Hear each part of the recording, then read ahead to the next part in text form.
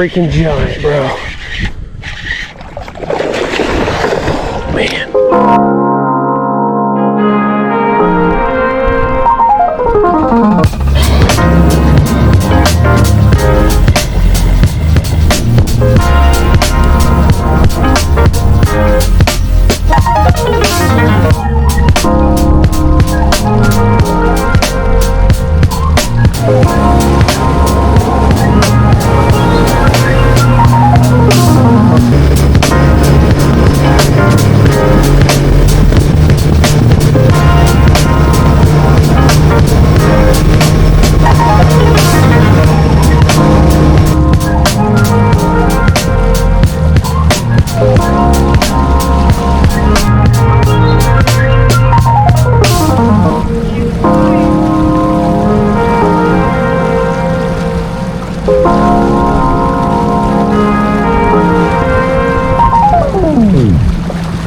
So we've been idling around out here on Lake Toho for about 45 minutes now, and there's some good and some bad. The good is that the grass is not just a topped out mat literally everywhere anymore. The bad news is that there's a lot of grass everywhere, but it's just kind of almost like a carpet covering the bottom of the lake everywhere. We're going to continue the search, basically figure out what Lake Toho is doing. But now what we are approaching is an edge of a mat right here, which is, I like this. I like where this is going.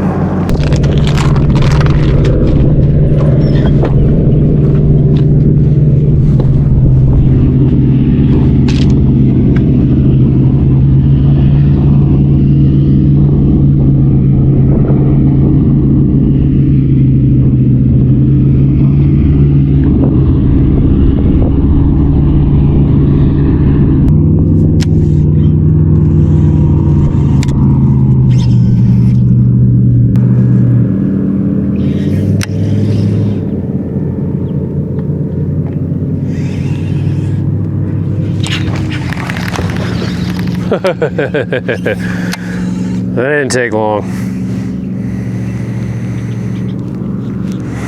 Small, but that did not take long. Always exciting when you get bit flipping outside grass.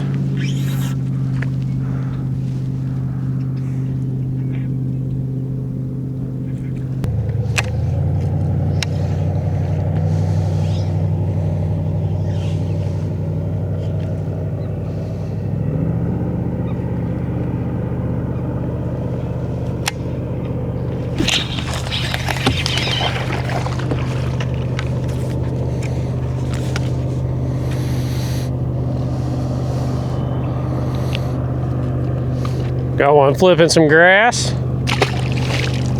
on none other than the Reaper.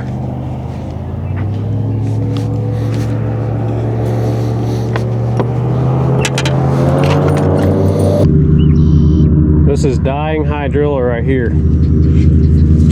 This has been sprayed. It's basically turning into a giant carpet of dying grass. And that's not a problem, because before this, you couldn't even get your boat to where I'm at right now. I mean, it was just completely socked in and had all these pads and Kissimmee grass choked out. It's exactly why all of this shoreline is turning into bonnet pads instead of Kissimmee grass. And it's looking like the hydrilla still has everything just completely choked out over here. This is a prime example of what hydrilla does. You know, I'm pretty sure this stuff's been sprayed off, but it chokes out everything else around it. This stuff is nasty over here, and it's still pretty thick.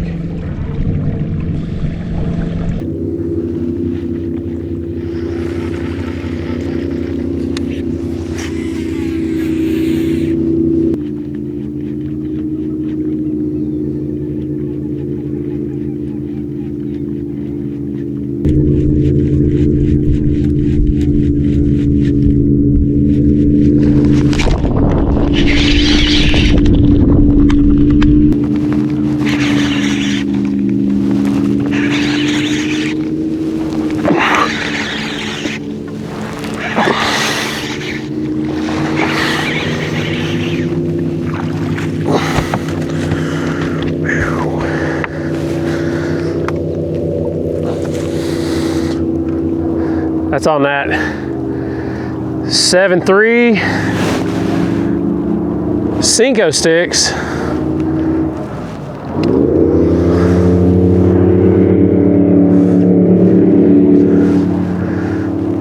That was really cool.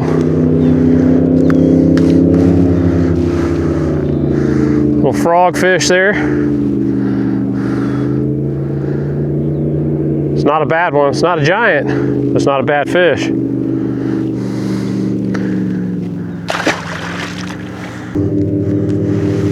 So, first thoughts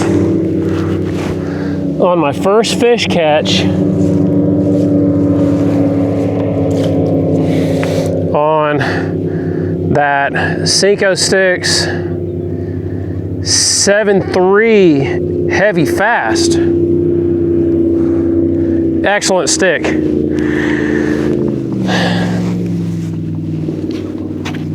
You know, I thought it was going to be a good rod. I absolutely love the way this thing feels in my hand. It's extremely balanced. The way this rod works a topwater bait is excellent. The way this rod just now loaded up on that hook set, and the way I was able to just absolutely bulldog that fish out of that grass. There's no creaking, there's no popping, no cracking, no. This rod feels like you could drag your truck through the mud hole with it. Very strong, very powerful rod, great action. Light, balanced.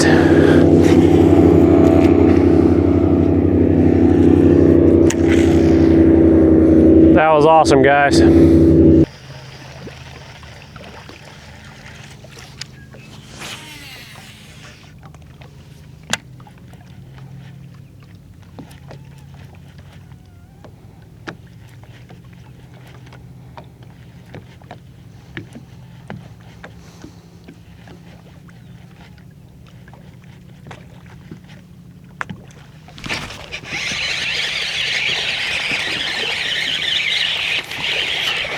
Another one for the frog and the pepper grass.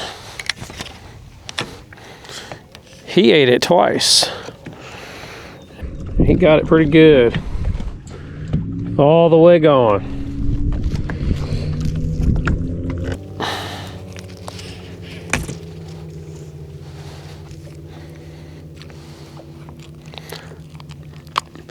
Not a giant, but matter of fact, he's really, really skinny. Seems to be a little bit of pattern. They seem to be liking the pepper grass. And as far as what they're eating goes, you know, realistically, he'd probably eat a worm. He'd probably eat a swim jig. He'd probably eat whatever you wanted to throw in there at him. Personally, I like to throw a frog over pepper grass. I feel like it covers water a little more effectively.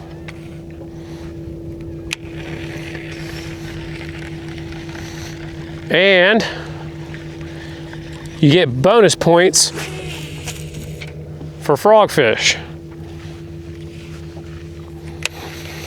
So we throw a frog.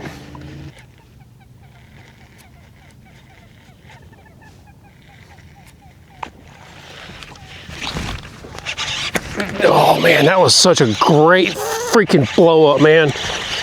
That's a giant, dude. Dude, that's a freaking giant, bro. Oh man. Oh. Oh no, she's only got one hook. Come here. Come here. Come here. Come here. Dang it, dude. Come here. Oh. Look at that thing. Ah, what a frog fish. On my brand new 7.3 Cinco sticks. I absolutely love that rod, man. Golly. What a freaking blow up. It's freaking sick. Man, she only had one hook, but she was not going anywhere. Look at that thing. Little Lake Toho frog fishing. Look at that thing. That's awesome. Let's get her back in the lake. Go. Go. You gotta love that. Catching big bass on frogs here on beautiful Lake Toho. It's April. We've got the best weather in the country right now. I'm literally out here in shorts, flip-flops, and a UV shirt catching fish on a frog.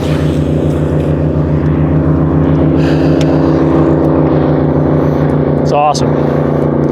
You can't beat it. And so far, can't beat that rod either. Love this thing.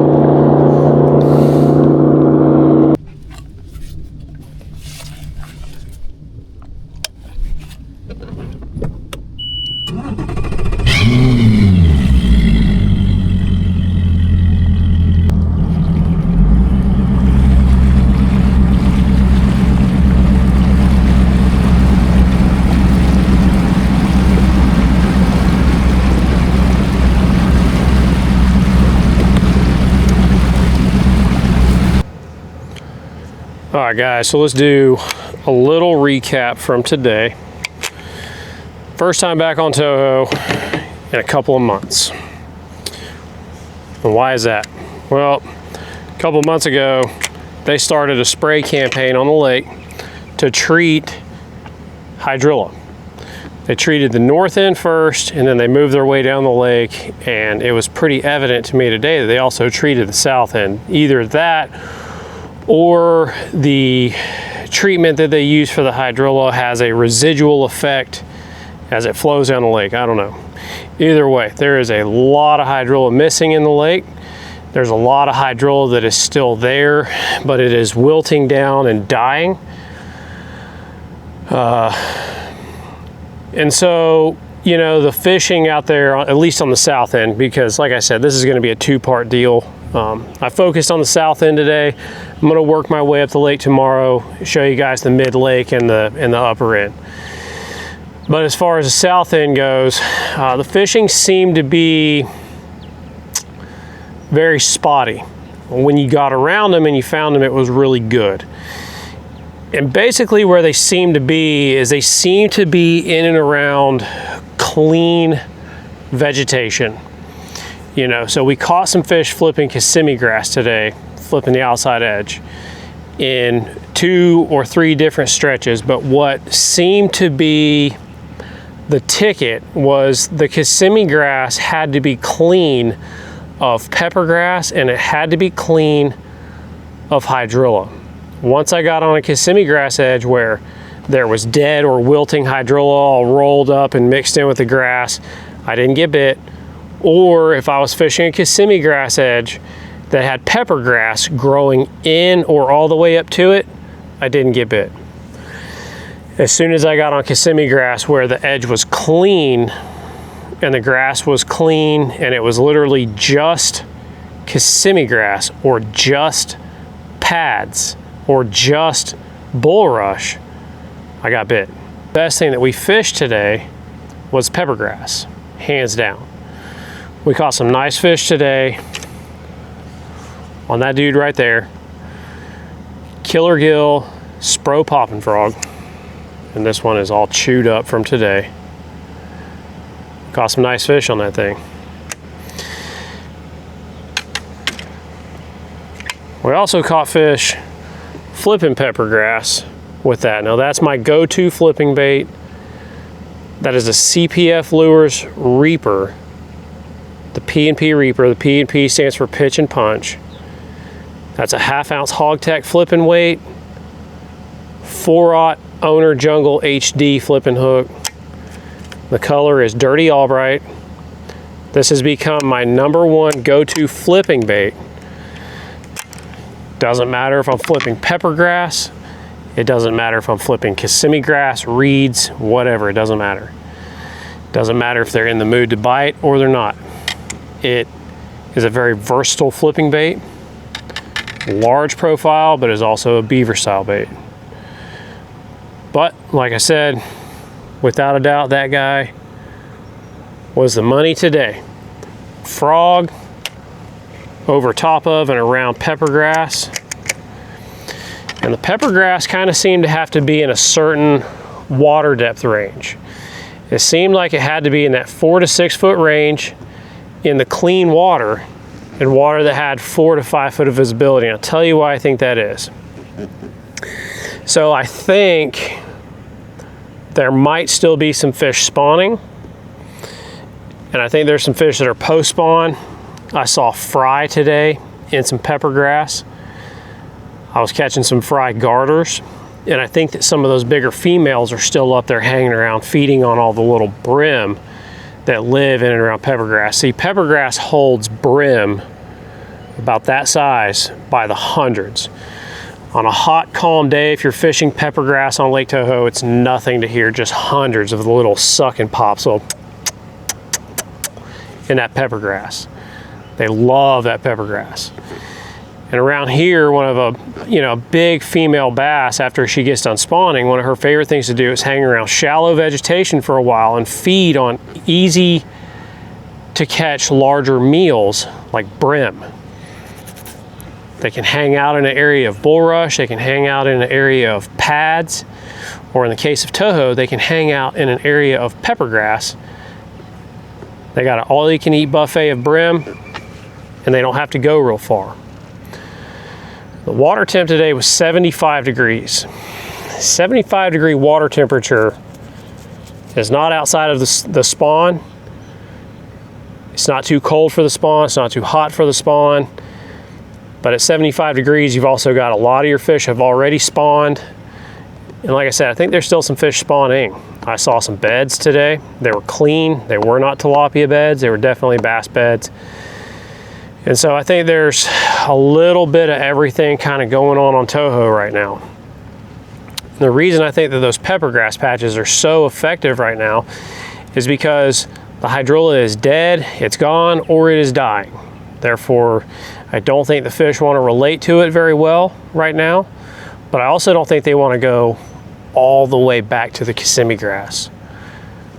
Peppergrass offers a great habitat for them to live in. The water is clean around it. It's full of food. It offers a lot of protection. So I think maybe the peppergrass on Lake Toho is going to become what the hydrilla was. The hydrilla has been sprayed. It is gone, or it is going to be gone. With that being said, I think a lot of those fish are going to migrate to and move into the abundance of peppergrass.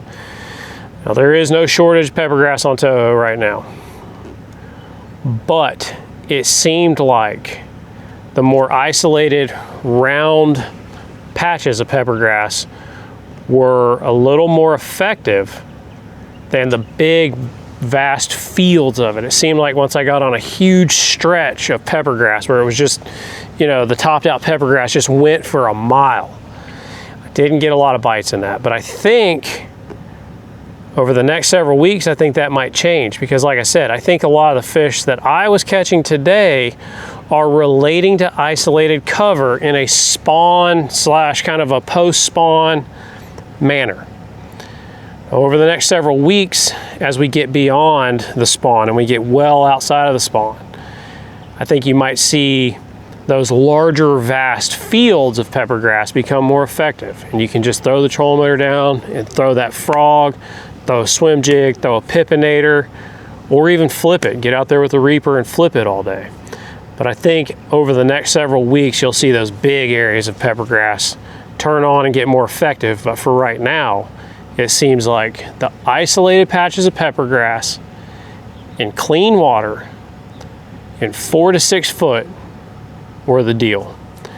And for me today, that frog was the absolute ticket. The other exciting thing about today was I got to try out a brand new rod for me. This is a 7'3" heavy fast. This is easily one of the most, if not the most, well-balanced and comfortable rods that I have ever thrown a frog on all day. And this thing has got power. You guys saw the way I wrenched that big fish out of that peppergrass. This thing didn't even budge. I will be ordering more rods from Senko Sticks like this. I will be getting myself a flipping stick, and I will be getting myself a worm rod.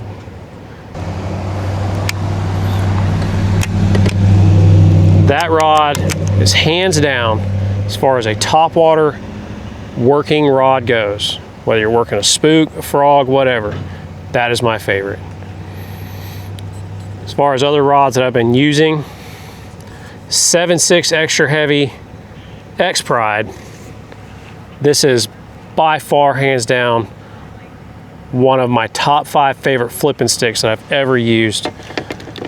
I am nothing but impressed with the X Pride. But that's it, guys. If you find yourself out on Lake Toho over the next couple of weeks, I suggest you get a frog, and I suggest you get out there in that peppergrass and go to work. Hopefully I'll have this video dropped tonight, and hopefully I'll have the north end dropped tomorrow night. So we'll see you guys then.